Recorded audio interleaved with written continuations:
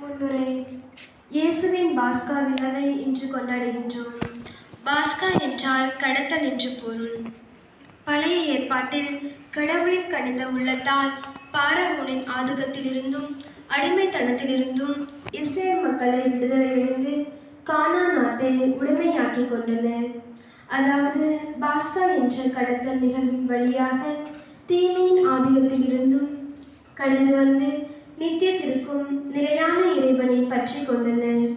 பழைய ஏற்பாட்டில் பாவத்துக்கு கழுவாயாக செம்மறியாடுகள் பலியிடப்பட்டன. புதிய ஏற்பாட்டிலோ பாவம் போக்கும் செம்மறியாக இயேசுவே பலியாகின்றார். இயேசு தன்னை உடைத்து தனது உடலையும் இரத்தத்தையும் நமக்கு உணவாக தருகின்றார். உலகின் நோய்க்கு மருந்து அன்பு. அன்பு கட்டளையை கொடுத்து அன்பை ஆடையாக அணிந்து கொள்ள சொன்ன புனித நாள் இன்று. இந்த அன்பிற்கு தங்களையே தாரை வார்த்து அன்பின் ஊழியர்களான குருக்களை ஏற்படுத்திய அன்பின் நாள் இன்று. இயேசுவை போல அன்பு செய்ய வரம் கேட்போம். அரச விருத்துவ திருக்கூட்டமாய் மிளிர சக்தி கேட்போம். நம் ஆன்ம நோய்க்கு அவரின் விருந்து மருந்தாயாகிட ஜெபிப்போம். இன்றைய வழிபாடு 4 பிரிவுகளாய் அமைந்துள்ளது. முதலாவது இறைவாக்கு வழிபாடு, இரண்டாவது காலடிகளை கழுவும் சடங்கு, மூன்றாவது நற்கருணை வழிபாடு, நான்காவது நற்கருணை இடைமாற்ற பவனி. இந்த மர நிகழ்வுகளை ஏற்ற முறையில் கொண்டாட இவற்றில் ஆர்வத்தோடு பங்கேற்போம். நம் அன்பை அணிந்து கொண்டு அன்புக்கு சாற்றுவித்து அவனைய மனதில் அகலா இடம்பெறும் வண்ணம் அருளோடு வரம் வேண்டி ஜெபிப்போம்.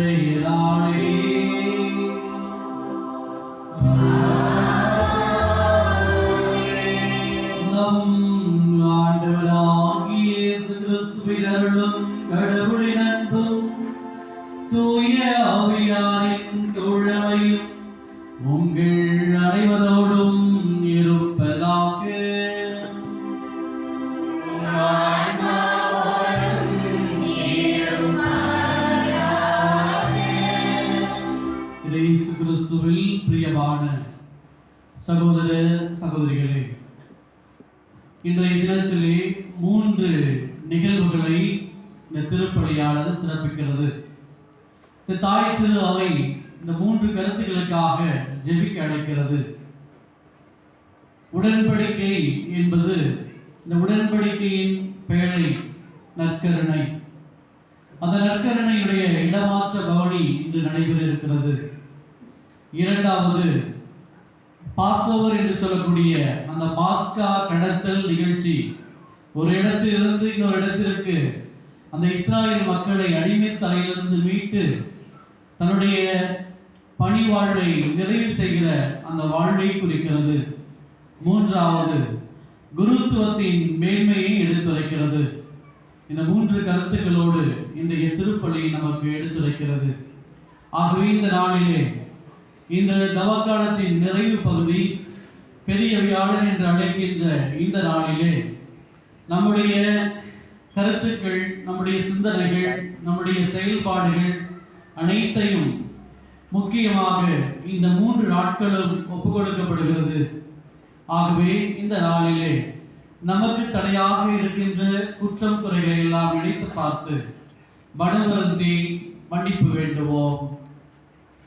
எல்லாம் வல்ல இறைவனிடமும் கொள்கிறேன். ஏனெனில் சிந்தனையாலும் சொல்லாலும் செயலாலும் கடமையில் தவறியதாலும் பாவங்கள் பல செய்தேன். என் பாவமே, என் பாவமே, என் பெரும் பாவமே. ஆகையால் எப்பொழுதும் கன்னியான புனித மரியாதையும் வானதூதர் புனிதர் அனைவரையும் சகோதர சகோதரிகளே உங்களையும் நம் இறைவனாகிய ஆண்டவரிடம் எனக்காக வேண்டிக்கொள்ள மன்றாடுகிறேன். எல்லாம் வல்ல இறைவன் நம்மை இரக்கம் வைத்து நம் பாவங்களை மன்னித்து நம்மை நிலை வாழ்வுக்கு அழைத்துச் செல்வாராக. ஆமென்.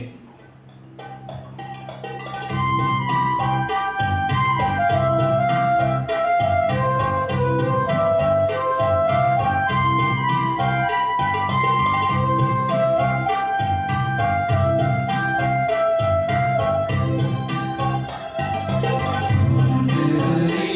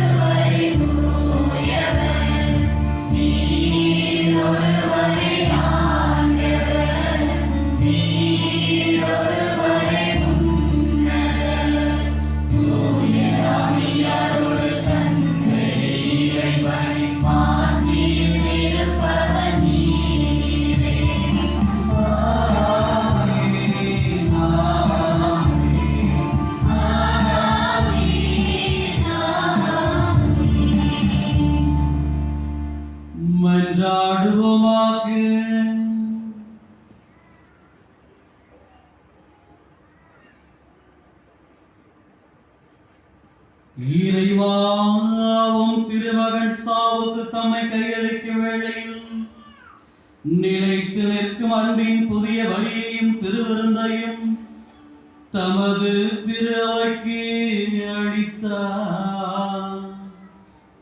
அதனால் இப்புனிதமிக்க திருவுணவில் அடிக்கடி பங்கு கொள்ளும் நாங்கள் இத்துணை மேலான மறை நிகழ்வுகளிலிருந்து அன்பின் முழுமையையும் வாழ்வின் நிறைவையும் பெற்றுக்கொள்ள அருள் புரிவீராக.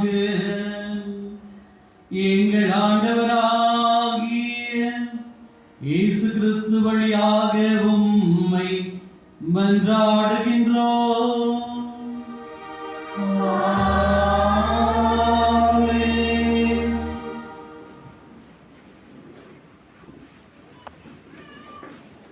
முதல் பகுதி இறைவாக்கு வழிபாடு. முதல் வாசக முன்னுரை. எகிப்தின் அடிமைத்தலையிலிருந்து இஸ்ரேல் மக்களுக்கு ஆண்டவர் அளித்த விடுதலையை நினைவு கூறும் விழா பாஸ்கா விழா. துன்பமான வாழ்வை கடந்து ஆண்டவர் வாக்களித்த நாட்டிற்கு பயணப்பட்ட விழா பாஸ்கா விழா. அடிமை வாழ்விலிருந்து விடுபட்டு விடுதலை அடைந்த புதிய வாழ்வை ஆண்டுதோறும் பாஸ்கா விழாவாக கொண்டாட வேண்டிய வழிமுறைகளை இறைவன் மோசே வழியாக கொடுத்ததை நாம் ஆர்வமுடன் வாசிக்க கேட்போம்.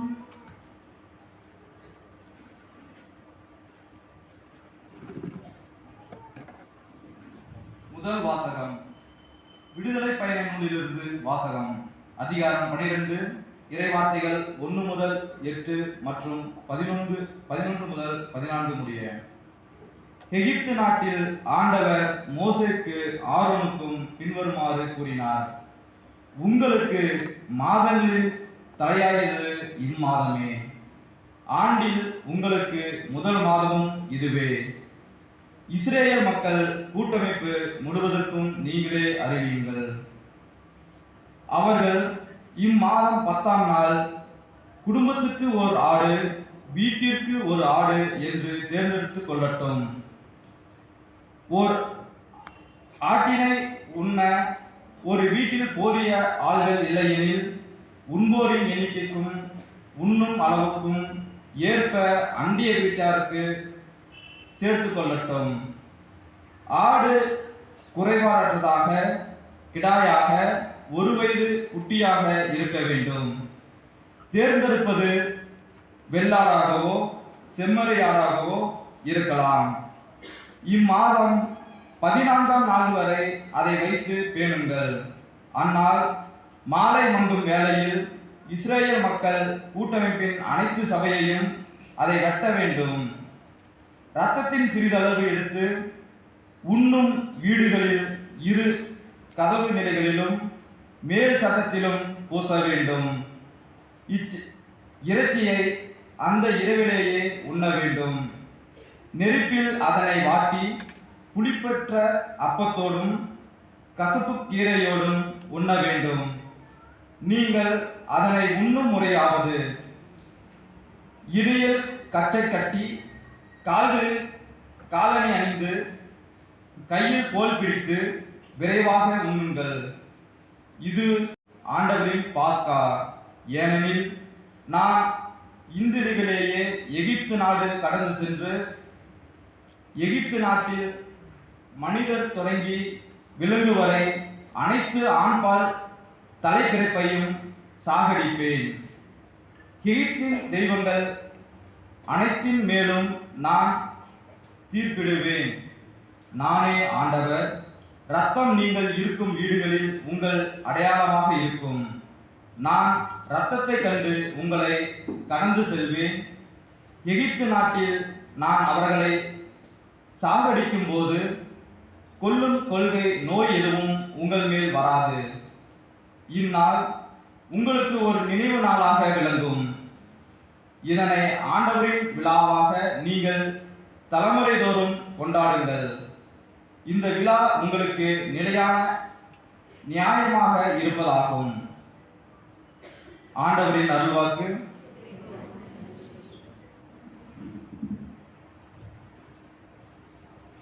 பதிலுரை பாடல்.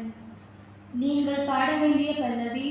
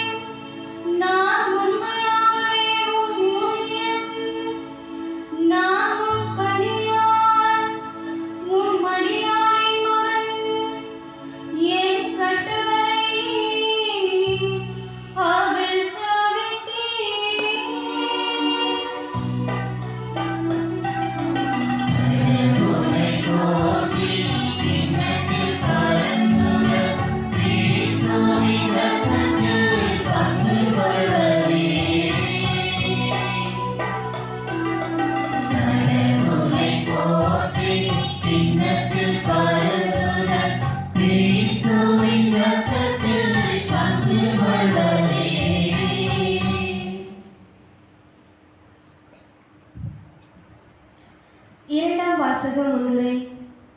ஒவ்வொரு முறையும் நாம் இயேசுவின் உடலையும் இரத்தத்தையும் உணவாகவும் பானமாகவும் உண்ணும்போது இயேசுவின் பாஸ்கா விருந்தில் பங்கேற்கிறோம்.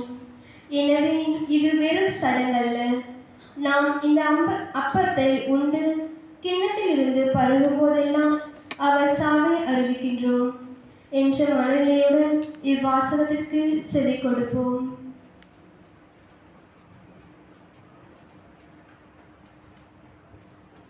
இரண்டாம் வாசகம்.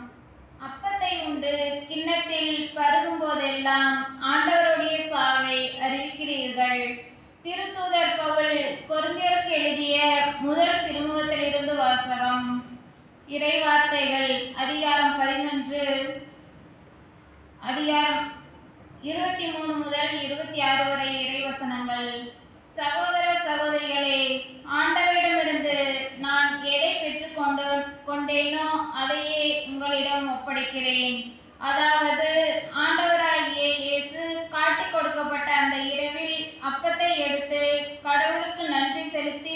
அதை பிட்டு, இது உங்களுக்கான என் உடல், இதை என் நினைவாக செய்யுங்கள் என்றார். அப்படியே உணவு அருந்திய பின் கிண்ணத்தையும் எடுத்து, இந்த கிண்ணம் என் இரத்தத்தால் நிலைப்படுத்தப்படும் புதிய உடன்படிக்கை. நீங்கள் இதிலிருந்து பருகும் போதெல்லாம் என் நினைவாக இவ்வாறு செய்யுங்கள் என்றார். ஆதலால் நீங்கள் இந்த அப்பத்தை உண்டு கிண்ணத்திலிருந்து பருகும் போதெல்லாம் ஆண்டவருடைய சாவை அவர் வரும் வரை அறிவிக்கிறீர்கள். ஆண்டவரின் அருள்வாக்கு. இறைவனுக்கு நன்றி.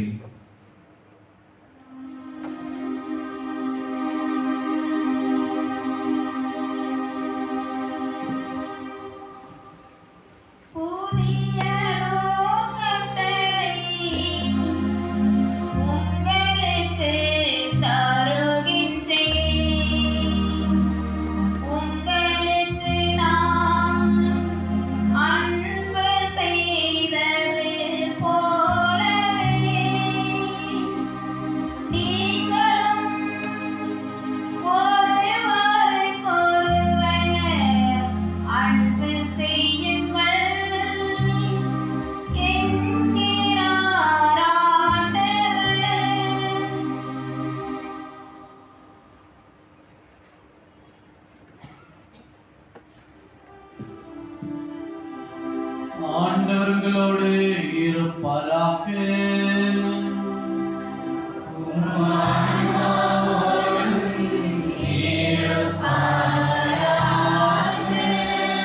யோவான் எழுதிய தூய நற்செய்தியிலிருந்து வாசகம்.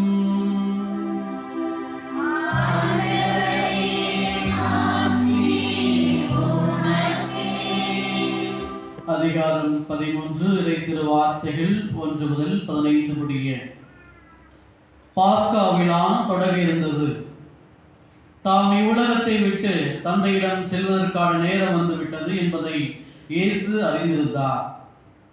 உலகில் வாழ்ந்த தமக்குரியோர் மேல் அன்பு கொண்டிருந்த அவர் அவர்கள் மேல் இறுதி வரையும் அன்பு செலுத்தினார். இயேசுவை காட்டிக் கொடுக்கும் எண்ணத்தை அழகை சீமோனின் மகனாகிய யூதாஸ் காரியத்தின் உள்ளத்தில் எழ செய்திருந்தது. இரவு உணவு வேளையில் தந்தை அனைத்தையும் தம் கையில் ஒப்படைத்துள்ளார் என்பதையும், தாம் கடவுளிடமிருந்து வந்தது போல் அவரிடமே திரும்பிச் செல்ல வேண்டும் என்பதையும் அறிந்தவராய் இயேசு பந்தியிலிருந்து எழுந்து தமது மேலுடையை கழற்றி வைத்துவிட்டு ஒரு துண்டை எடுத்து இடுப்பில் கட்டி கொண்டார். பின்னர் ஒரு குவளையில் தண்ணீர் எடுத்து சீடருடைய காலடிகளை கழுவி இடுப்பில் கட்டியிருந்த துண்டால் துடைக்கத் தொடங்கினார். சீமோன் பேதுருவிடம் இயேசு வந்தபோது அவர், ஆண்டவரே, நீரோ என் காலடிகளை கழுவப் போகிறீர் என்று கேட்டார். இயேசு மறுபடியாக, நான் செய்வது இன்னதென்று இப்போது உனக்கு புரியாது, பின்னரே புரிந்து கொள்வாய் என்றார்.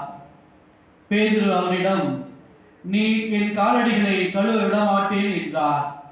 இயேசு அவரை பார்த்து, நான் உன் காலடிகளை கழுவாவிட்டால் என்னோடு உனக்கு பங்கு இல்லை என்றார். அப்போது சீமோன் பேதுரு, அப்படியானால் ஆண்டவரே, என் காலடிகளை மட்டுமல்ல, என் கைகளையும் தலையையும் கூட கழுவும் என்றார். இயேசு அவரிடம், குளித்து விட்டவர் தம் காலடிகளை மட்டும் கழுவினால் போதும், அவர் தூய்மையாகிவிடுவார், நீங்களும் தூய்மையாக இருக்கிறீர்கள், ஆனாலும் அனைவரும் தூய்மையாக இல்லை என்றார். தம்மை காட்டிக் கொடுப்பவன் எவன் என்று அவருக்கு ஏற்கனவே தெரிந்திருந்தது.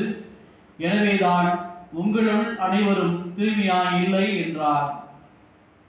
அவர்களுடைய காலடிகளை கழுவிய பின் இயேசு தம் மேலுடையை அணிந்து கொண்டு மீண்டும் பந்தியில் அமர்ந்து அவர்களிடம் கூறியது, நான் உங்களுக்கு செய்தது என்னவென்று உங்களுக்கு புரிந்ததா?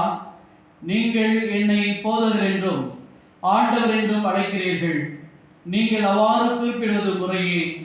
நான் போகத்தான் போகிறேன், ஆண்டவர்தான் ஆகவே ஆண்டவரும் போதகரவாட நான் உங்கள் காலடிகளை கழுவினேன் என்றால், நீங்களும் ஒருவர் மற்றவருடைய காலடிகளை கழுவி கடமைப்பட்டிருக்கிறீர்கள்.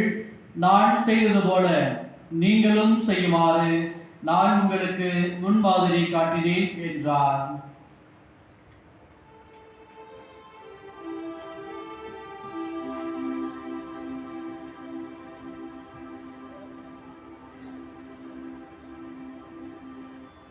ஆண்டவரின் அருள்வாக்கு.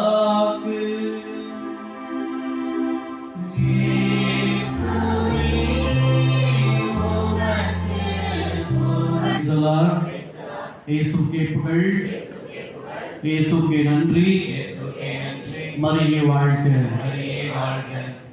இயேசு கிறிஸ்துவில் பிரியமான சகோதர சகோதரிகளே,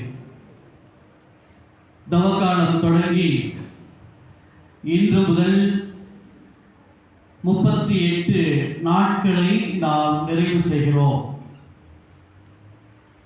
40 நாட்கள் தானே தவம். இந்த 38 நாட்களோடு இன்றைக்கு முடிகிறது என்று நாம் சிந்திக்க தோணும். இன்றைய நாளிலே 3 கருத்துக்களை திரு அவை நமக்கு போதிக்கிறது.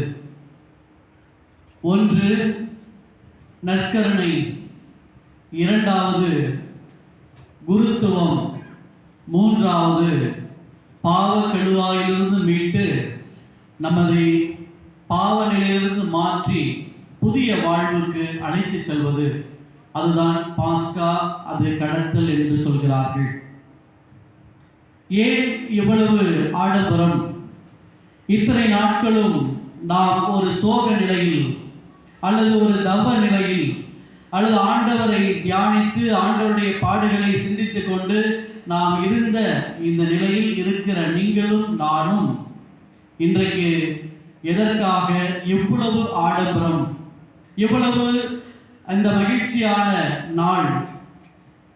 மதியம் நான் தொலைபேசியில் என்னுடைய தாயிடம் பேசிக் கொண்டிருக்கிற போது, என்ன சாப்பிட்ட அப்படின்னா, நைட்டு நான்வெஜ் சாப்பிடலான்னு இருக்கிறேன் அப்படின்னா. உடனே மறந்துட்டியா, தவக்காலத்தில் இருக்கிற மறந்துட்டியான்னு கேட்டாங்க. இல்லை இல்லை, இன்னைக்கு சாப்பிட்லாம், அது உங்கள் சாமியார் பயிலுக்கு அது நீங்கள் சாப்பிட்லாம், சாப்பிட்ட அப்படின்னா சரி வராது, வீட்டுக்கு விட மாட்டேன் நான். நீ வீட்டுக்கு வரலன்னா பரவாயில்ல, நான் இங்கேயே இருந்துக்கிறேன். நான் அவரிடம் உணவை பற்றி பேசுகிற போது அவர்களுக்கு அவ்வளவு கோபம் வருகிறது. ஆனால் இன்றைக்கு திரு அவை இறைச்சி உணலாம். அதை குறித்து இன்னொரு சகோதரி, ஃபாதர் உங்க வீட்டில் என்ன இன்னைக்கு ஸ்பெஷலா? கிறிஸ்மஸ் மாசத்துல எல்லாம் போயிட்டு என்ன பயங்கர வெரைட்டியா இருக்குது, நான் சாப்பிட்டீங்களா அப்படின்னா. இது எதை குறிக்கிறது? உணவுக்கும் இந்த திருவழிபாட்டுக்கும் என்ன தொடர்பு இருக்கிறது? ஏன் இன்றைக்கு இறைச்சி சாப்பிட வேண்டும்? ஏன் இன்றைக்கு இறைச்சி கொடுக்கிறார்கள்? முதல் வாசகத்திலே விடுதலை பயண நூலிலே நாம் வாசிக்க கேட்டோம். ஆண்டவர் இயேசு கிறிஸ்து ஒரு கொழுத்த ஆடை, அங்கே ஆட்டுக்குட்டி வளர்க்கப்படுகிறது. அந்த ஆட்டுக்குட்டியானது எப்படி இருக்க வேண்டும்? 15 நாட்களுக்குள்ளாக இருக்க வேண்டும், அல்லது அந்த 2 மாதங்கள் வளர்ப்புக்குள்ளாக இருக்க வேண்டும். அதை பக்குவமாய் வளர்த்திருக்க வேண்டும். அந்த ஆட்டிலே கொழுப்பு இருக்கக்கூடாது. அந்த கொழுப்பு நிறைந்த இல்லாத ஆடை பார்த்து பதமாக அவர்கள் அறுத்து அந்த மக்களுக்கு கொடுக்க வேண்டும் என்று இன்றைய முதல் வாசகம் கொடுக்கிறது. ஏன் அவர்களுக்கு இறைச்சி கொடுக்க வேண்டும்? அந்த பழைய ஏற்பாட்டு வரலாறு சொல்கிறது, பாஸ்கா என்றால் கடந்து வருதல், ஒரு இடத்திலிருந்து இன்னொரு இடத்துக்கு போறது, அதான் பாஸ்கா.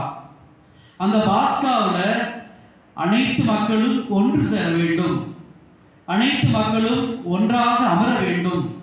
அமர்ந்த பின்னால் அந்த ஆட்டை பலியிட வேண்டும். பலியிட்ட பின்பால் அந்த இரத்தத்தை அவருடைய வீட்டு கதவிலே அவர்கள் தெளிக்க வேண்டும். தெளித்த பிற்பாடு நாம் தனியாக அந்த ஆட்டெல்லாம் மொத்தமாக ஒன்றா போய் சாப்பிட்றது இல்லை, அந்த ஆட்டை பங்கிட வேண்டும். கொஞ்சம் கொஞ்சமா எத்தனை பேர் இருக்கிறார்களோ அத்தனை பேருக்கும் அந்த ஆட்டினுடைய இரத்த கறியை அவர்கள் மாமிசத்தை பங்கிட வேண்டும்.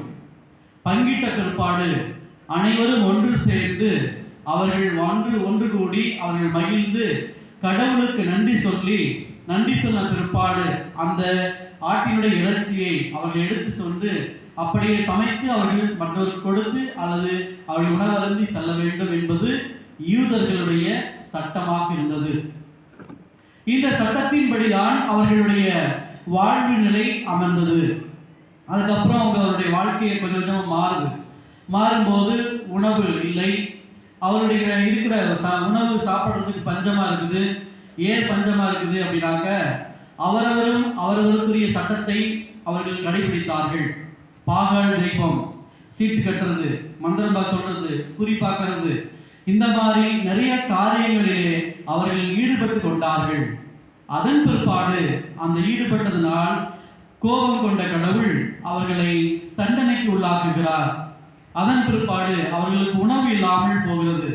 உணவில்லாமல் போன உடனே அந்த இஸ்ரேல் மக்களை அழைத்து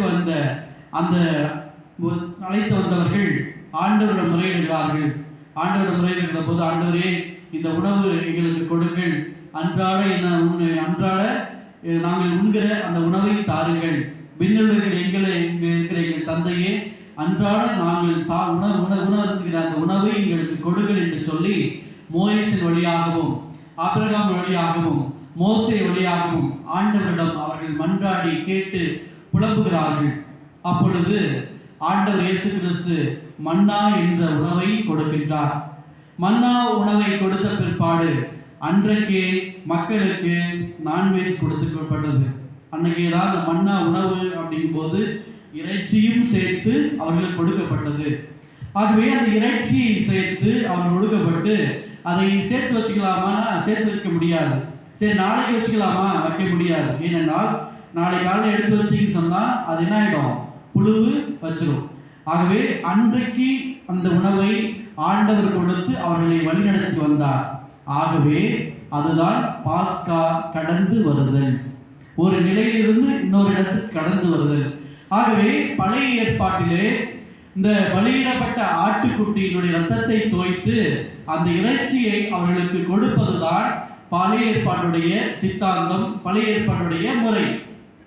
ஆனால் கொரிந்தி நகர மக்களுக்கு பவுலடியார் சொல்வது, ஆண்டவராகிய இயேசு கிறிஸ்து இது என் உடல், இது என் ரத்தம் என்று நமக்கு அவர் தன்னையே கொடுக்கிறார். எப்படி கொடுக்கிறார்? பகிர்ந்து கொடுக்கிறார். பகிர்ந்து கொடுப்பது மட்டுமல்ல, பிட்டு கொடுக்கிறார். தன்னை பிட்டு கொடுக்கிறார். எப்படி? இது என் உடல், இது என்ற சரீரம், இதை வாங்கி உண்ணுங்கள். நீங்கள் அந்த உணவை உண்ணுகிற போது வயிறு உங்களுக்கு அந்த பசி அடங்கும். ஆனால் என்னுடைய உணவை உண்கிற நீங்கள் என்றுமே பசியை காண மாட்டீர்கள் என்று சொல்லி புதியதொரு உடன்படிக்கையை கொடுக்கிறார்கள். ஆகவேதான் நாம் 2 வாசங்கள் முடிந்த பிற்பாடு என்ன பாடலை பாடினோம்? புதியதோ கட்டளை உங்களுக்கு தருகிறேன். பழைய ஏற்பாட்டு கட்டளை 10 கட்டளை. ஆண்டவரை ஏற்றுக்கொள்ள வேண்டும், அது கட்டளை, ஆண்டவர் கொடுத்த மோசே கொடுத்த கட்டளை. ஆனால் புதிய கட்டளை என்ன? புதிய கட்டளை என்பது அந்த உணவு, இது என் உடல், இது என் ரத்தம், இதை நீங்கள் நினைவாக செய்யுங்கள் என்று சொல்லி தன்னுடைய உடலையும் தன்னுடைய இரத்தத்தையும் கொடையாக கொடுத்ததுதான் புதிய ஏற்பாடு. ஆகவே பழைய ஏற்பாட்டு காலங்களிலே அந்த சம்பிரதாயம், சடங்குகளை எல்லாம் விட்டுவிட்டு நீங்கள் ஆண்டவரை எதிர்கொண்டு, ஆண்டவரை வெற்றி கொண்டு, ஆண்டவராக இயேசு கிறிஸ்து ஒருவரே பலியாகவும் பலி பொருளாகவும் இருக்கின்றார். ஆகவேதான் இங்கே கத்தாத செம்மறி உடைய அந்த ரோமம் கத்திரிக்கப்படுகிறது. யார் இங்கே கத்தாத செம்மறி? யார் கத்தாத செம்மறி? ஆட்டுக்குட்டியா நம்மளா? யார் கத்தாத செம்மறி? ஏதோ சொல்றீங்க சாமி, நாங்கள் பார்த்துக்கிறோம் அப்படிலாம் சொல்ல கேட்கறதெல்லாம் கேட்கறத விட்டுட்டு அடுத்து இருக்கு வேலைக்கு போங்க, அடுத்து நாங்கள் தயாராக இருக்கிறோம் அப்படின்றது இல்லை. கத்தாத செம்மறினா யார்? ஆண்டவர் இயேசு கிறிஸ்து தான் கத்தாத செம்மறி. ஏன் அவர் கத்தாத செம்மறி? ஏனென்றால் பலியும் அவரே, பலி பொருளும் அவரே. பலியாக ஒப்பு கொடுக்கப்பட்ட இன்னைக்கு அவரை நாம் பலியாக ஒப்பு கொடுக்கிறோம். பலி பொருளும் அவர்தான், பலியும் அவர்தான். இன்னைக்கு பலி பொருளாக இருக்கிற ஆண்டவர் இயேசு கிறிஸ்து நாளைக்கு பலியாக ஒப்பு கொடுக்க போகிறார். தந்தையை இவர்கள் அறியாமல் செய்கிறார்கள், இவர்களை மன்னியும் என்று சொல்லக்கூடிய ஆண்டவர் இயேசு கிறிஸ்து. ஆகவே இந்த நாளில் தான் இந்த உணவு, இந்த கடத்தல், இந்த இரண்டையும் இணைக்கக்கூடியதுதான் குருத்துவம் என்ற ஒரு அருமையான ஒரு நிகழ்ச்சி. ஆகவேதான் குருக்களுக்கு விருந்து கொடுக்கிறார்கள். மறைமாவட்ட குருக்கள் அனைத்துமே மறைமாவட்டத்தில் பணி செய்கிற துறவற குருக்களாக இருந்தாலும் அல்லது மறைமாவட்ட குருக்களாக இருந்தாலும் அவர்களுக்கு ஒரு நாள் தியானத்தை கொடுத்து விருந்து கொடுக்கிறார்கள். ஏன் விருந்து கொடுக்கப்படுகிறது? குருவான நீ பலியாக இருக்கிறாய், பலியாக போகிறாய்.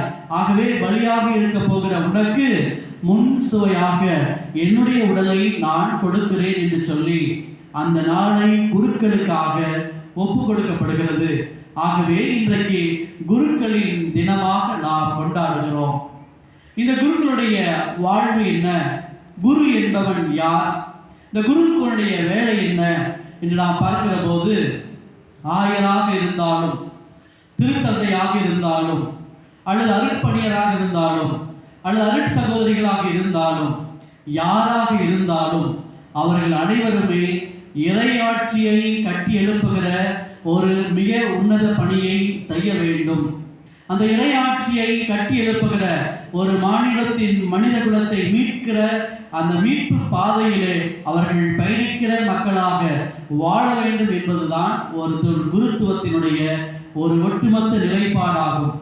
ஆகவே ஆண்டவருடைய இறையாட்சியை எடுத்துரைக்கிற குருக்களும் கன்னியர்களும் இந்த உலகிலே வாழ்கிற போது அவர்கள் எப்படிப்பட்டவர்கள், அவர்கள் எப்படி குணம் உள்ளவர்கள் என்பதை குறித்து நாம் பல்வேறு வகையிலே பல்வேறு நிலையிலே நாம் அவர்களை விமர்சனம் செய்வது உண்டு. சென்ற ஆண்டு கிறிஸ்மஸ் நியூ இயர் எல்லாம் முடிஞ்ச பிற்பாடு அந்த வளாகத்திலே பயங்கர அந்த பூசையில பார்த்தீங்க அப்படின்னா ஏறக்குறைய இந்த ஈஸ்டர் பூசைக்கு 6000 பேருக்கு மறைவுரை ஆற்றிய ஒரு தருணம் அந்த போன வருஷம். ஒரு 6000 பேர் 1000 பேர் இருப்பாங்க. மறைவுரெல்லாம் ஆற்றி முடித்தோம். நானும் பங்கு தந்தை இருந்துட்டு பார்த்தோம். டீ கொடுத்தோம், பிரெட்டு கொடுக்குறோம், அந்த ஈஸ்டர் எக்கு கொடுக்குறோம். எல்லாரும் சாப்பிட்றாங்க. சாப்பிட்டு முடிச்சுட்டு எல்லாரும் அவங்க வேலையை பார்த்துட்டு போயிட்டாங்க. கடைசியில் அருள் தூங்கலாமா அப்படின்னா நான் அவர் மூஞ்ச பார்க்குறேன், அவரு ஏன் மூஞ்ச பார்க்கறாரு. ஏன்?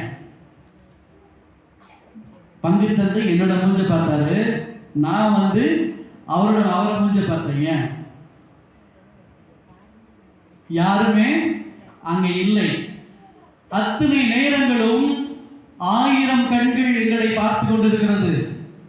1000 பார்வைகள், 1000 நாற்காலிகள், 1000 விளக்குகள், அத்தனை ஜோடனைகள், அத்தனை பேரும் அந்த 2-3 மணி நேரம் ஒரு குருவை சந்தித்துக் கொண்டிருக்கிறார்கள். ஆனால் திருப்பலி முடிந்த பிற்பாடு ஒருவரும் அங்கே இல்லை. அந்த வெறுமையான நிலைதான் குருத்துவம் என்பதை மறந்து விடாதீர்கள் என்பதை புனித அகஸ்தினார் அவ்வப்போது எடுத்துரைப்பார். ஓ குருக்களே, ஓ துறவியரே, நீங்கள் வெற்று மேடையிலே இருந்து ஒரு பேச்சாளராக இருக்கலாம். ஓ துறவியரே, ஓ குருக்களே, நீங்கள் மேடையிலே அழகாக தெரியலாம். ஓ குருக்களே, நீங்கள் ஆடம்பரமாக திருப்பலி நிறைவேற்றலாம், வசீகரமாக உங்களுடைய வார்த்தைகளை சொல்லலாம், நீங்கள் ஏழைகளுக்கு உதவி செய்யலாம்.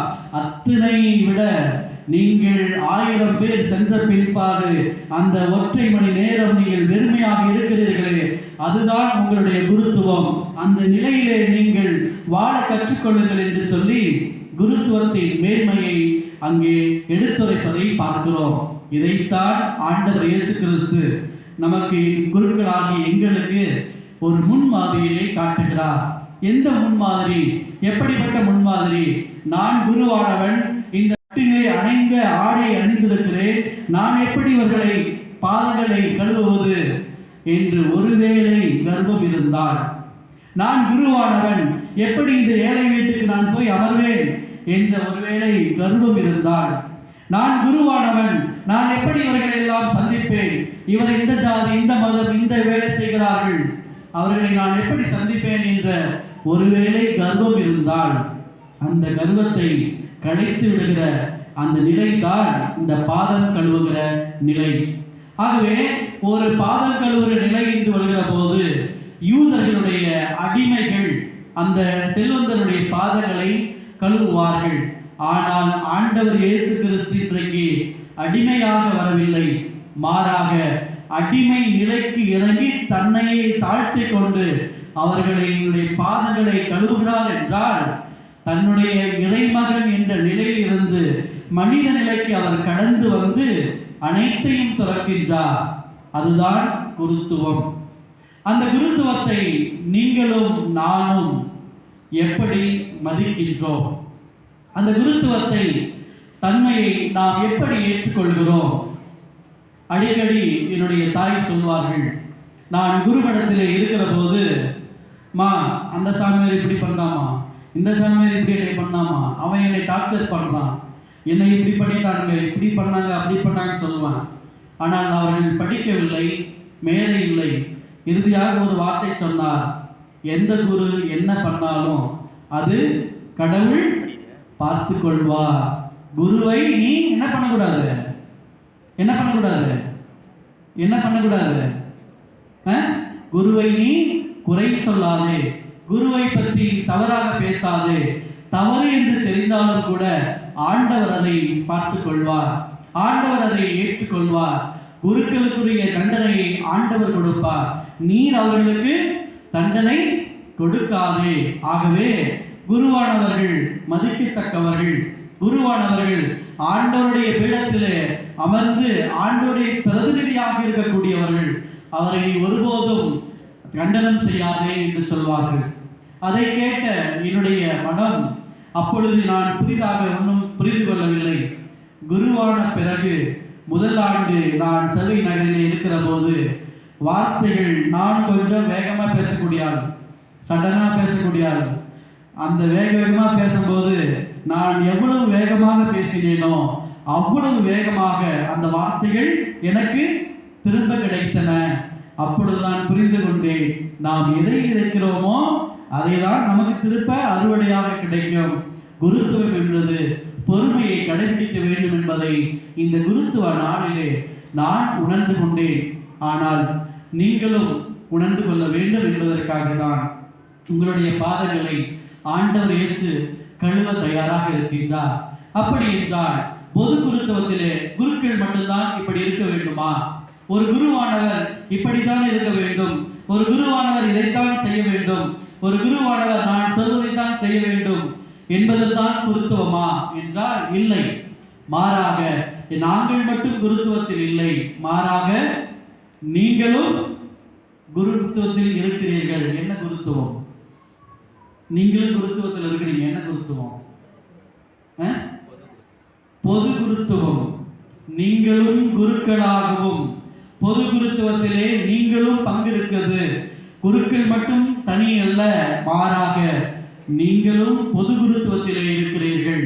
பொது குருத்துவத்திலே இருக்கிற நீங்கள் ஒருவரை ஒருவர் ஏற்றுக்கொள்ள வேண்டும், ஒருவரை ஒருவர் அன்பு செய்ய வேண்டும், ஒருவரை ஒருவர் மன்னிக்க வேண்டும், ஒருவரை ஒருவர் மன்னித்து ஏற்றுக்கொள்ள வேண்டும். பிறருடைய தவறுகளை பெரிதுபடுத்தாமல், பிறருடைய குற்றங்களை பெரிதுபடுத்தாமல், பிறரை பற்றி அவதூறு பேசாமல் இருக்கிற போது நாம் இந்த பாஸ்கா விழா என்பது ஒரு கடத்தல் நிகழ்வாக இருக்கும். இல்லை என்று சொன்னால் அந்த தேங்கிய மனநிலையோடு நாம் வாழ்கிற போது, தேங்கிய உள்ளத்தோடு நாம் வாழ்கிற போது பிறரை கண்டனம் செய்வோம், பிறரை குறை சொல்வோம், அன்பு இருக்காது, அமைதி இருக்காது. இதுதான் பொது குருத்துவம் எதிர்க்கிற எதிர்மறையான எண்ணங்கள். பொது குருத்துவம் விரும்புகிற செயல்கள் என்ன? ஒருவரை ஒருவர் கணவன் மனைவியை ஏற்றுக்கொள்ள வேண்டும், மனைவி கணவனை ஏற்றுக்கொள்ள வேண்டும், பிள்ளைகள் பெற்றோருக்கு மதிப்பு கொடுக்க வேண்டும், பெற்றோர்கள் பிள்ளைகளுக்கு மதிப்பு கொடுக்க வேண்டும். இதையெல்லாம் செய்கிற போது பொது குருத்துவத்திலே நீங்களும் நிலைத்திருக்கிறீர்கள். ஆகவே இந்த பொது குருத்துவமானாலும் தனி குருத்துவமானாலும் கடவுளுடைய இறையாட்சியை நிறைவு செய்கிற ஒரு நிறைவு பயணம்தான் இந்த குருத்துவம். ஆகவே நீங்களும் நானும் இணைந்து செய்கிற அந்த செயல்தான் ஆண்டவருடைய இறையாட்சி. அந்த இறையாட்சி கனவை நீங்களும் நானும் நிறைவேற்றக்கூடிய பலி பொருள்தான் ஆண்டவர் இயேசு கிறிஸ்து. அந்த பலி பொருளாகிய இயேசு கிறிஸ்துவை நாம் சுமந்து செல்கிறோம் அல்லவா? பாஸ்கா உடன்படிக்கை பேழையை சுமந்து கொண்டு அந்த இஸ்ராயேலர்கள் நடந்து சென்றார்கள். அதே போல அதே பாஸ்கா உணவை நாமும் சுமந்து கொண்டு நாம் செல்ல இருக்கின்றோம். அந்த செல்கின்ற அந்த உணவு, இது என் உடல், இது என் ரத்தம், இது என் மறைபொருள் என்று சொல்லக்கூடிய ஆண்டவர் இயேசு கிறிஸ்து சொல்லித் தருகிற ஒரே ஒரு படிப்பினை, அன்பு செய்யுங்கள், அன்பிலே நிலைத்திருங்கள். ஆகவேதான் அருமையான பாடல் இப்படியாக பாடப்படுகிறது. அன்புள்ள சீடனுக்கு உன் நண்பன் இயேசு எழுதும் கடிதம், உன்னை நீ பின்தொடர்வாய் என்றவனே, எங்கே நீ செல்வாயோ, எங்கே நீ செல்வாயோ. நீங்களும் நானும் அன்புள்ள சீடராக இருக்க விரும்பினாள், நீங்களும் நானும் அன்பிலே நிலைத்திருக்க விரும்பினாள், பொது குருத்துவம் என்றாலும் தனி குருத்துவம் என்றாலும் இறையாட்சி கனவை நிறைவேற்ற ஆண்டவருடைய பலியாகவும் பலிப்பொருளையும் நாம் நிறைவு செய்ய உங்களுக்கும் எனக்கும் ஆண்டவர் இயேசு கிறிஸ்து வாய்ப்பு தருகிறார். அந்த வாய்ப்பிலே நீங்களும் நானும் மகிழ்விலே நிலைத்திருந்து, நான் பிறருக்கு பாதங்களை கழுவுகிற, பிறருடைய பாதங்களை நான் கழுவுகிற நல்ல ஒரு பணியாளராக, அல்லது தாய் தகப்பனை ஏற்றுக்கொள்கிற, பிள்ளைகளை ஏற்றுக்கொள்கிற நல்ல ஒரு பொறுப்புள்ள பெற்றோராக, பிள்ளையாக நான் வாழ்கிற போது இந்த குருத்துவம் இங்கே நிலை பெறும். ஆண்டவர் இயேசுனுடைய உடலும் அங்கே உறுதி பெறும். ஆகவே ஆண்டவர் இயேசு கிறிஸ்துனுடைய உடலை எவ்வாறு பழைய ஏற்பாட்டு காலங்களிலே பகிர்ந்து கொடுத்தார்களோ அதே பகிர்தல் நமக்கு கொடுக்கப்படுகிறது. நம்முடைய கர்வம், நம்முடைய சுயநலம், நம்முடைய ஆணவம், நம்முடைய கோபம், நம்முடைய அகங்காரம் அனைத்தையும் ஓரம் கட்டி விட்டுவிட்டு ஆண்டவர் இயேசு கிறிஸ்து என கற்றுக் கொடுத்த அனைத்து நலன்களையும் அன்பு என்ற கோட்பாட்டோடு இணைத்து நான் வாழ ஜெபிப்போம். நல்ல இயேசு என்றென்றும் வாழ்த்து பெறுவாராக. இரண்டாம் பகுதி, காலடிகளை கழுவும் சடங்கு. பாலஸ்தீன் பகுதி அதிக புழுதி படிந்த பகுதி. கோடை காலங்களில் அதிக புழுதி படியும், மழைக்காலங்களில் அதிக சேரும் சகதியும் படியும். அதனால் பாலஸ்தீன யூதர்கள் நீண்ட காலணிகளை அணிவார்கள்.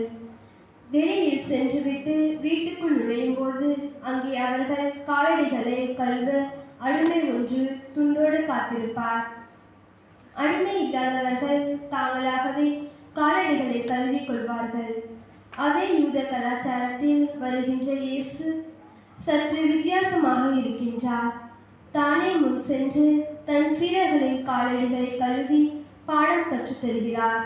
பணிவும் கழிவும் கொண்டவன் தான் உண்மையான தலைவன் என்பதை எண்பித்து காட்டும் இயேசுவின் மனநிலையோடு இப்புனிதமான சடங்கில் பங்கெடுப்போம்.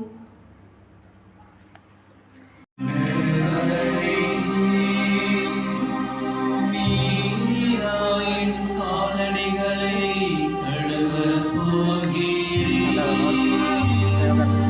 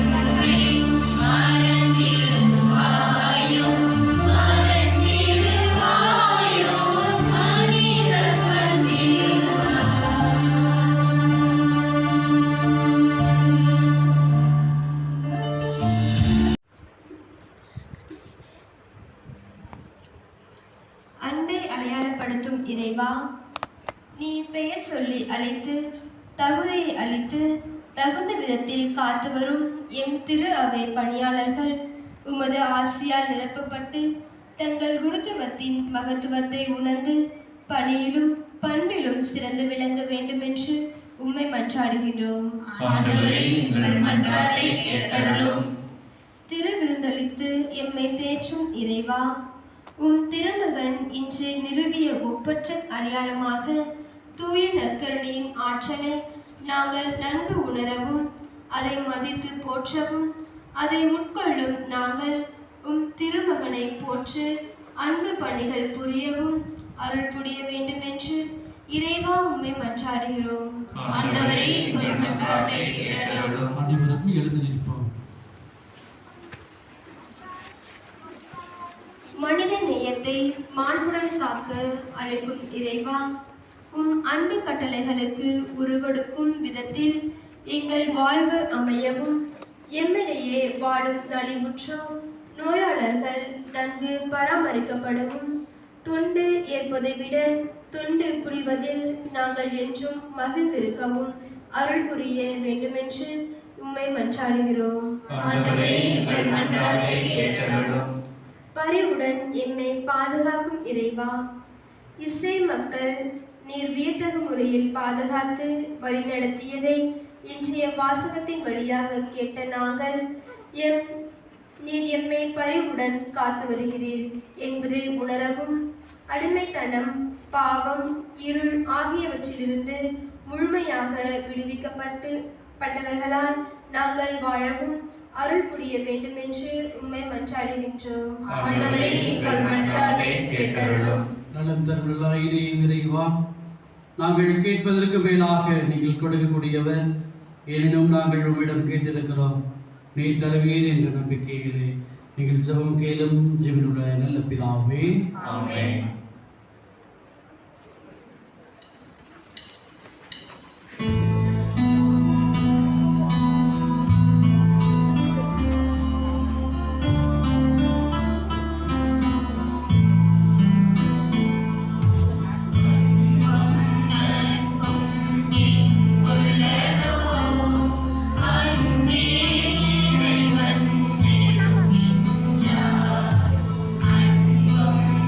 அன்பும்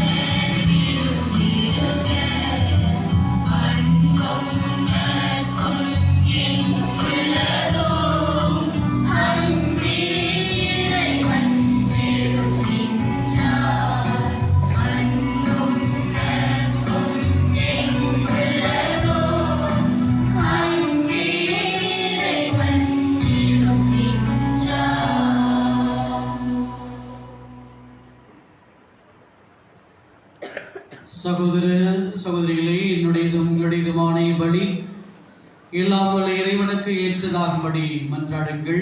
ஆண்டவர் தமது பெயரின் புகழ்ச்சிக்காகவும் ஆட்சிக்காகவும் நமது நன்மைக்காகவும் புனித தியாவை அனைத்து நலனுக்காகவும் மது கையிலிருந்து வழியை ஏற்றுக்கொள்வாராக.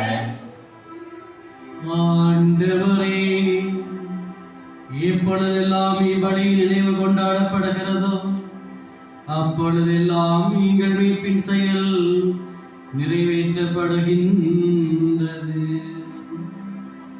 எனவே நாங்கள் இம்மறை நிகழ்வில் தகுதியுடன் பங்கேற்க எங்களுக்கு அருள் புரிவீராக.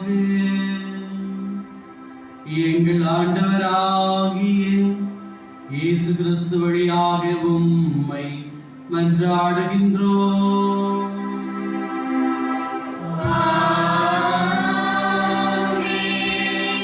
ஆண்டவர் உங்களோடு இருப்பாராக.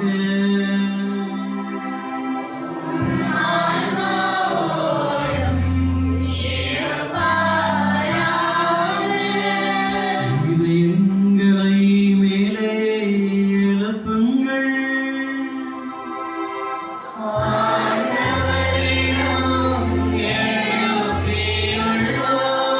நம் இறைவனாகிய ஆண்டவருக்கு நன்றி கூறுவோம்.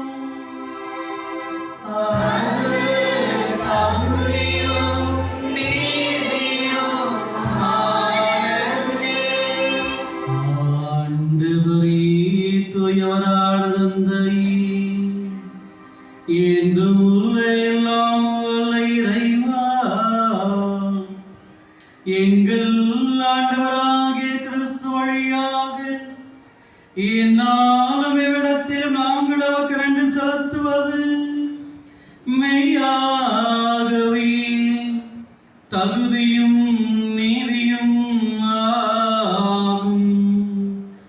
எங்கள் கடமையும் மீட்புக்குரிய செயலும் ஆகும். என்றும் உள்ளவையான குருவாகி அவர் நிலையான வழிமுறையை ஏற்படுத்தி மீட்பளிக்கும் பணிபொருளாக முதல் தம்மையை ஒப்புக் கொடுத்து தம் நினைவாக நாங்களும் பலி செலுத்த வேண்டும் என்று கற்பித்தார்.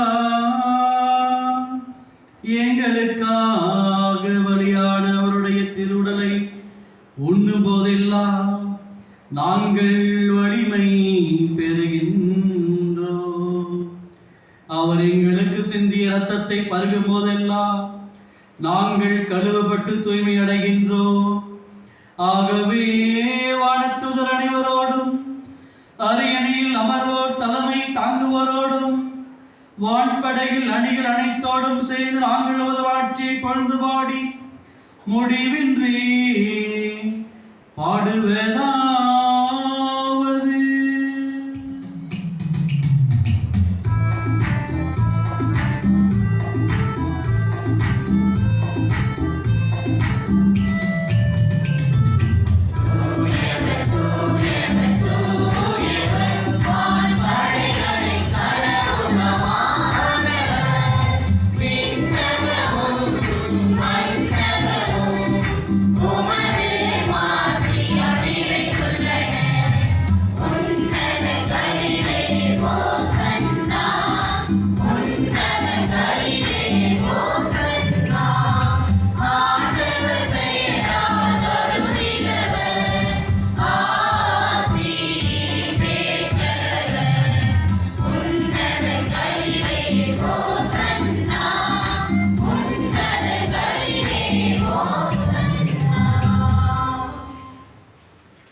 உமது புனித கத்தோலிக்க திரு அவைக்காக இவற்றை நாங்கள் முதலில் உமக்கு ஒப்புக் கொடுக்கிறோம்.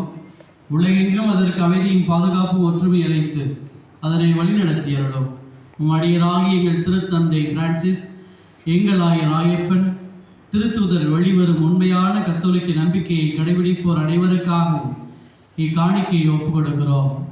ஆண்டவரே, அடியராகிய இம்மறை மாவட்ட ஆயரையும் மெய்நாள் ஆயர் சிங்கராயன், மற்றும் ஏழை ஆயர்கள், திருநிலையினர், உமக்கு சொந்தமான மக்கள் அனைவரையும் உமது அன்பிலும் நிறைவிலும் அவர்களை ஆசீர்வதிப்பீராக. மேலும் இங்கே கூடியிருக்கும் அனைவரையும் நினைவு கூர்ந்தருளும். உம்மீது இவர்கள் கொண்டிருக்கும் நம்பிக்கை இறை பற்றி நீர் அறிவீர். இவர்களுக்காக நாங்கள் இவற்றை ஒப்புக் கொடுக்கிறோம். இவர்களும் தமக்காகவும் தம்மவருக்காகவும் இறை புகழ்ச்சி வழியை நலவாழ்வுக்காகவும் பாதுகாப்பாகவும் என்று வாழ்பவரும் உயிருள்ளவருமான உண்மையாருமான கடவுளாகிய உமக்கு இவர்கள் தங்கள் பொருத்தனைகளை செலுத்துவார்களாக. உம்முடைய புனித அனைவரோடும் உறவு கொண்டுள்ள நாங்கள் எங்கள் ஆண்டவராகிய கிறிஸ்து வழியாக எங்களுக்கு கையளிக்கப்பட்ட தூய்மைக்கு நாளை கொண்டாடுகிறோம். முதலாக இறைவனும் எங்கள் ஆண்டவருமாகிய அதே இயேசு கிறிஸ்துவின் தாயும் என்றும் கண்ணியுமான மாட்சிமிக்க மரியாவையும் அதே கண்ணியின் கணவரான புனித யோசேப்பையும் திருத்துதர்களையும் மறைசாட்சியமான பேதுரு, பவுல், அந்திரேயா, யாக்கோப்பு, யோவான், தோமா, யாக்கோப்பு, பிலிப்பு, பத்தலமியு, மத்தேயு, கொர்னேலியுஸ், சிப்ரியான், லாரன்ஸ், கிரேசியஸ், ஜான் பால், கோமாஸ், தமியோன் ஆகியோரையும் வணக்கத்தோடு நினைவு கூறுகின்றோம். இவருடைய பேறு பயன்களாலும் வேண்டல்களாலும் நாங்கள் யாவற்றிலும் ஒரு உதவியை பெற்று காக்கப்படுவதுமாறு அருள் புரிய எங்கள் ஆண்டவராகிய கிறிஸ்து வழியாக கொண்டாடுகிறோம். ஆகவே ஆண்டவரே, உமது ஊழியராகிய நாங்களும் உமது குடும்பம் முழுவதும் இக்காணிக்கையை உமக்கு ஒப்புக் கொடுக்கிறோம். எங்கள் ஆண்டவராகிய கிறிஸ்து தம் உடலையும் இரத்தத்தையும் கிறிஸ்து தமக்கு சீடர்கள் கையளித்து அவற்றின் இக்காணிக்கைகளை மனநிறைவோடு ஏற்றருளும் உம்மை வேண்டுகிறோம். எங்கள் வாழ்நாளில் உமது அமைதியை தந்தருளும். மேலும் நிலையான அழிவில் இருந்து எங்களை காத்து உம்மால் தேர்ந்து கொள்ளப்பட்ட மந்தையில் சேர்த்தருளும். இறைவா, இக்காணிக்கையை புனிதப்படுத்தி உமக்கு உரிமையுடையதாகவும் தகுதியுடையவராகவும் உமக்கு ஏற்புடையதாகவும் உன்னதாகவும் இருக்க செய்தருளும். இவ்வாறு உம் அன்பு திருமகனும் எங்கள் ஆண்டவருமாகிய இயேசு கிறிஸ்துவின் உடலாகவும் இரத்தமாகவும் எங்களுக்கு இவை மாறுவதாக.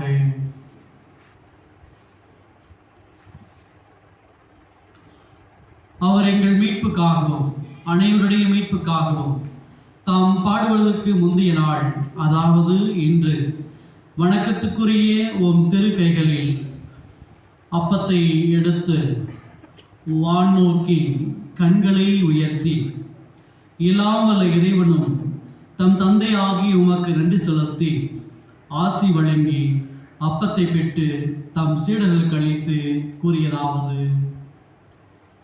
அனைவரும் இதிலிருந்து பெற்று உண்ணுங்கள்,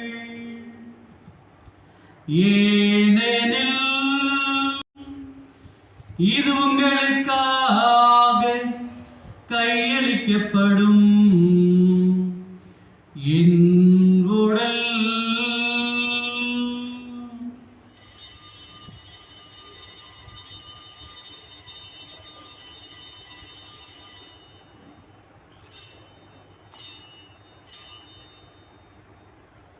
ஒவ்வொன்றுமே இரவு விருந்தை அருந்திய பின் எழில்மிகு கிண்ணத்தை வணக்கத்துக்குரிய தம் திருக்கரங்களில் எடுத்து மீண்டும் உமக்கு நன்றி செலுத்தி ஆசி வழங்கி தம் சீடர்களுக்கு அளித்து கூறியதாவது: அனைவரும் இதிலிருந்து பெற்று பருகுங்கள்,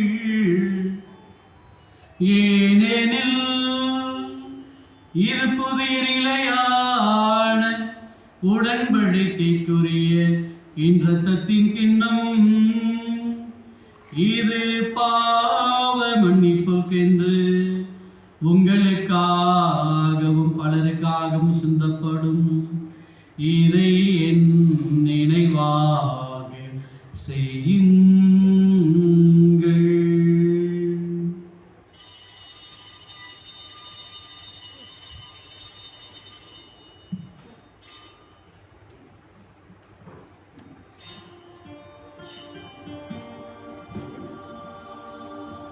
நம்பிக்கையின் மறைபொருள்.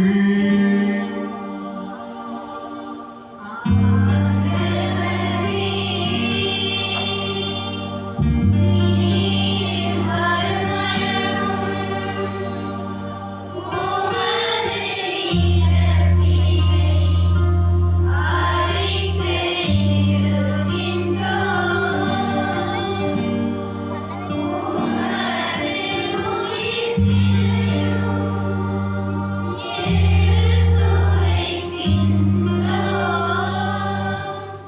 ஆகவே ஆண்டவரே, உம் திருமகனும் எங்கள் ஆண்டவருமாகிய கிறிஸ்துவின் புனிதமிக்க பாடுகளையும் இறந்தோரிடமிருந்து அவர் உயிர்த்தெழுதலையும் அவரது மாட்சிக்குரிய விண்ணேற்றத்தையும் தம் ஊழியர்களையும் உமக்கு புனித மக்களும் ஆகிய நாங்கள் நினைவு கூறுகிறோம். நீர் எங்களுக்கு வழங்கியுள்ள கொடைகளிலிருந்து நிலைவாழ்வு தரும் புனித அப்பத்தையும் முடிவில்லா மீட்பளிக்கும் திருக்கணத்தையும் தூய புனித மாசற்ற வழிபொருளாக மாண்புக்குரிய உமக்கு நாங்கள் ஒப்புக் கொடுக்கிறோம். இவற்றை இரக்கத்துடனும் கனிவுடன் கண்ணோக்கியர்களும் நீதிமானாகிய உம் ஊழியன் ஆபேலின் காணிக்கைகளையும் எங்கள் நம்பிக்கையின் தந்தை ஆபிரகாமின் பலியையும் உம்முடைய தலைமை குரு மெல்கிசேதேக் உமக்கு அளித்த காணிக்கைகளையும் நீர் உளம் கணிந்து ஏற்றுக்கொண்டது போல இவற்றையும் புனித பலியாகவும் மாசற்ற பலிபொருளாகவும் ஏற்றுக்கொள்ளும். எல்லாம் வல்ல இறைவா, உம்முடைய வானதூது தம் திருக்கரைகளால் இப்பலிபொருள்களை உம்முடைய மாண்புக்குரிய எமது விண்ணக திருப்பிடத்திற்கு எடுத்துச் செல்ல வேண்டும் என உம்மை பணிந்து வேண்டுகிறோம். இத்திருப்பிடத்திற்கு உம்முடைய திருமகனின் புனிதமிக்க உடலையும் இரத்தத்தையும் பெறுகின்றன. நாங்கள் அனைவரும் எல்லா விண்ணக ஆசியும் அருளையும் நிறைவாக பெற்றுக்கொள்ள செய்திடணும். ஆண்டவரே, உமது பேரிரக்கத்தை எதிர்நோக்கி இருக்கிறோம். உம்முடைய திருத்தொழிலும் மறைசாட்சியமான திருமுழுக்கு யோவான், ஸ்தேவான், மத்தியா, பர்னபா, இன்னாசியார், Alexander, Marcellinus, Peter, Felicity, Perpetua, Agatha, Lucy, Agnes, Cecilia, Anastasia ஆகியோருடன் புனித அனைவரிடம் எங்களுக்கும் பங்களித்திரளும். எங்கள் தகுதியை முன்னிட்டன்று மாறாக உமது மிகுதியான மன்னிப்பாள் அப்புனிதர்களோடு நாங்களும் தோழமை கொள்ள எங்கள் ஆண்டவராகிய கிறிஸ்து வழியாக உம்மை மன்றாடுகிறோம். இவர் வழியாகவே ஆண்டவரே, நீர் இவற்றை எல்லாம் எப்போதும் நல்லவையாக்கி புனிதப்படுத்தி உய்வித்து ஆசியளித்து எங்களுக்கு வழங்குகின்றேன்.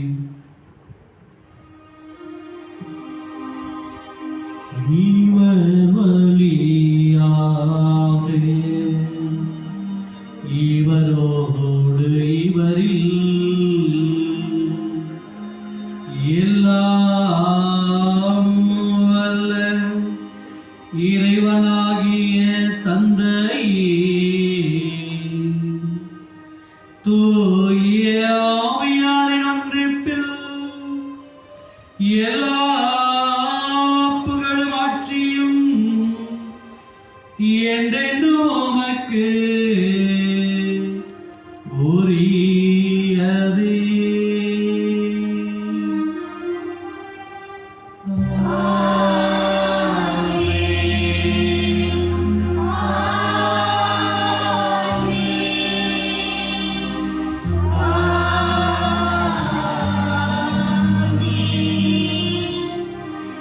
மீட்பரின் கட்டளையால் கற்பிக்கப்பட்டு இறை படிப்பினையால் பயிற்சி பெற்ற நாம் துணிந்து பாடுவோம்.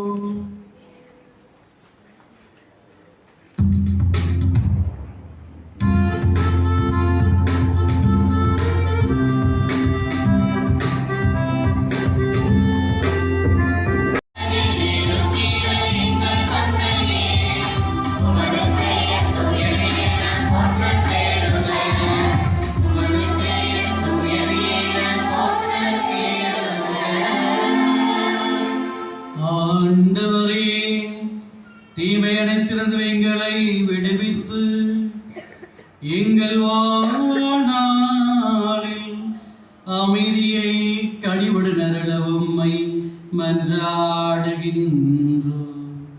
உமது இரக்கத்தின் உதவியால் நாங்கள் பாவத்திலும் இருந்து எப்போதும் விடுதலை பெற்று யாதொரு கலக்கமுமின்றி நலமாயிருப்போமாக. நாங்கள் எதிர்நோக்கி இருக்கும் பேரின்பத்திற்காகவும் எண்ணிப்பராகிய இயேசு கிறிஸ்துவின் வருகைக்காகவும் காத்திருக்கின்றோம். ஆட்சியும் வல்லமையும் மாட்சியும் என்றென்றும் உமதே. ஆண்டவரே இயேசு கிறிஸ்துவே, அமைதியை உங்களுக்கு விட்டுச் செல்கிறேன், என் அமைதியை உங்களுக்கு அளிக்கிறேன் என்று உம் திருத்தூதர்களுக்கு மொழிந்தீரே. எங்கள் பாவங்களை பாராமல் உமது திருவை நம்பிக்கையை கண்ணோக்கி உமது திருவுளத்திற்கு ஏற்பதற்கு அமைதி ஒற்றுமையையும் அளித்தருள்வீராக. என்றென்று வாழ்ந்து ஆட்சி செய்கின்றவர் நீரே.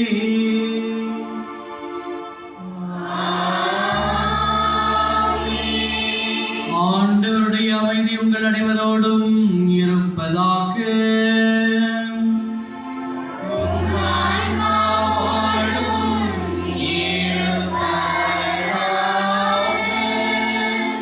ஒருத்தருக்கு பக்கத்தில் இருக்கிறவங்களை பார்த்து அவர்களை ஒருத்தர் முகத்தை பார்த்து சமாதானம் ஒருவருக்கொருவர் அமைதியின் உறவை நாம் தெரிவித்துக் கொள்வோம்.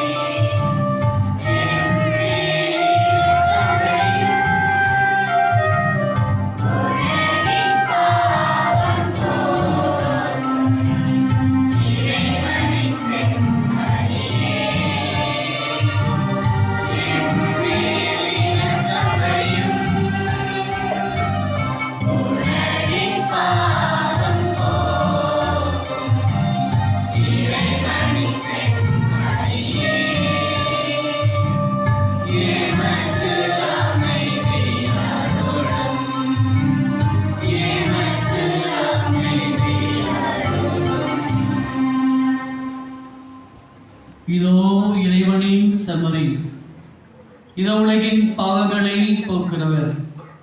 செம்மறியின் விருந்துக்கு அழைக்க பெற்றோர் பேறு பெற்றோர்.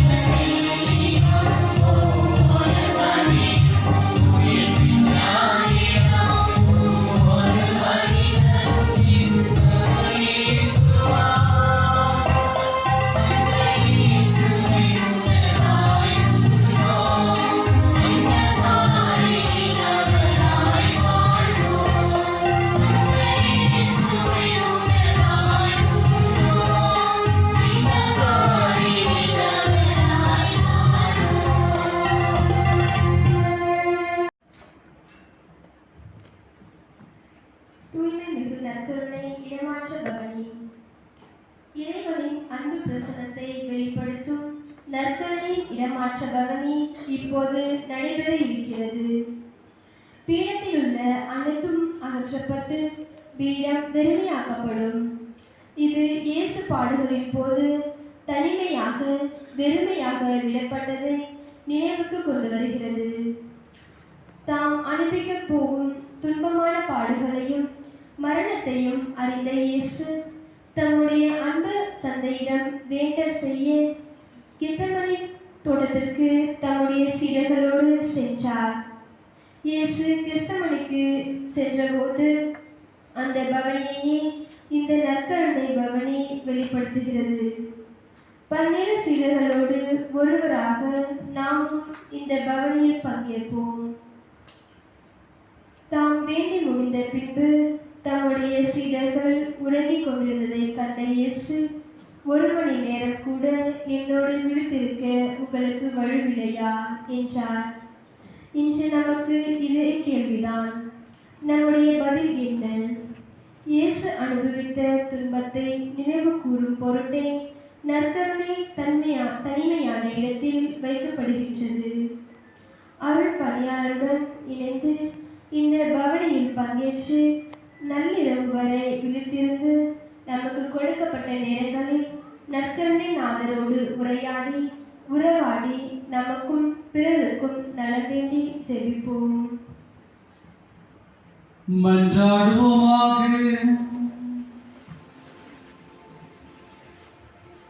எல்லாம் வல்ல இறைவா, எங்களுக்கு அருள்புரிவீராக. உம் திருமகனின் இரவு விருந்தினால் இவ்வுலகில் முட்ட பெற நாங்கள் என்றென்றும் நிறைவு அடைய தகுதி பெறுவோமாக. எங்கள் ஆண்டவராகிய இயேசு கிறிஸ்து வழியாக உம்மை மன்றாடுகின்றோம்.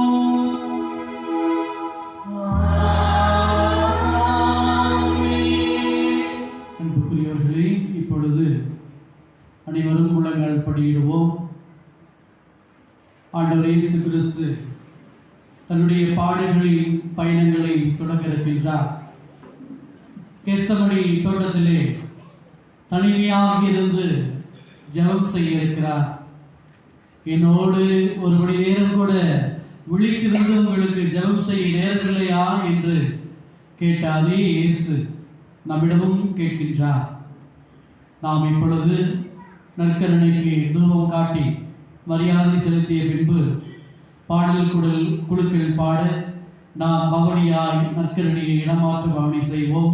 இந்த இடமாற்று பவனியிலே மிகுந்த பக்தியோடு ஆண்டவருடைய வல்லமையான பிரசனத்தை இந்த உடன்படிக்கை பேலை எவ்வாறு சுமந்து கொண்டு சென்றார்களோ அதே உணர்வோடு நாம் பக்தி நிறைந்த உள்ளத்தோடு நாம் பாடல் பாடிக்கொண்டு மனதிற்குள்ளாக ஜெபித்து கொண்டு நாம் இந்த பவனியை மேற்கொள்வோம்.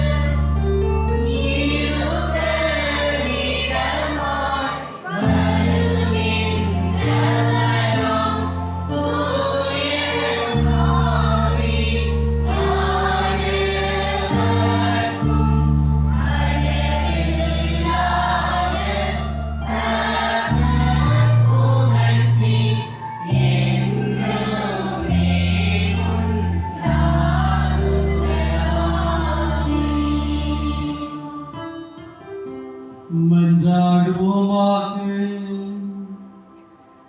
இறைவா, இந்த வியப்புக்குரிய அருட்சாதனத்திலே உம்முடைய பாடுகளின் நினைவுகளுக்கு விட்டு சென்றீரே.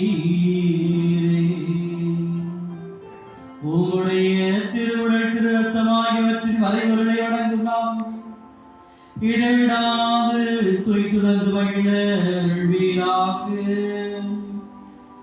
எங்கள் ஆண்டவராகிய இயேசு கிறிஸ்து வழியாக உம்மை மன்றாடுகின்றோம்.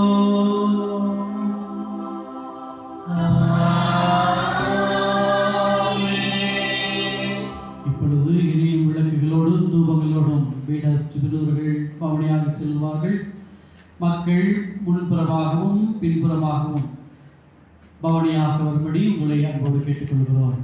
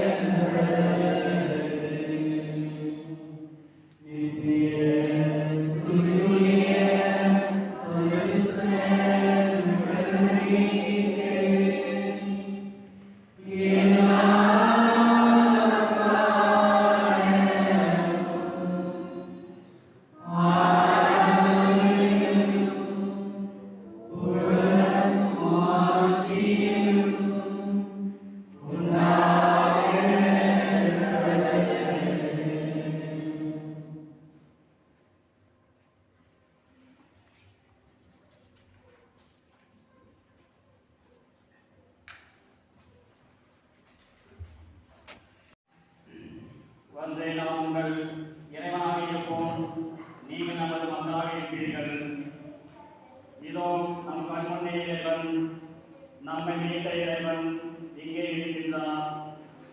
மாட்டு சொர்க்கத்திலே பிறந்த குழந்தை மனிதாலே மாபரன் இதோ இங்கே அப்ப குணங்களில் உடையடித்து நம் முன் எழுந்திருக்கிறார். கார்மேகமாய் அக்னி தூணாய் எரியும் முச்செடியாய் இடியிலும் மின்னலிலும் வல்லவராய் தோன்றிய தேவன் இதோ இங்கே இருக்கின்றார். வாருங்கள் அவரை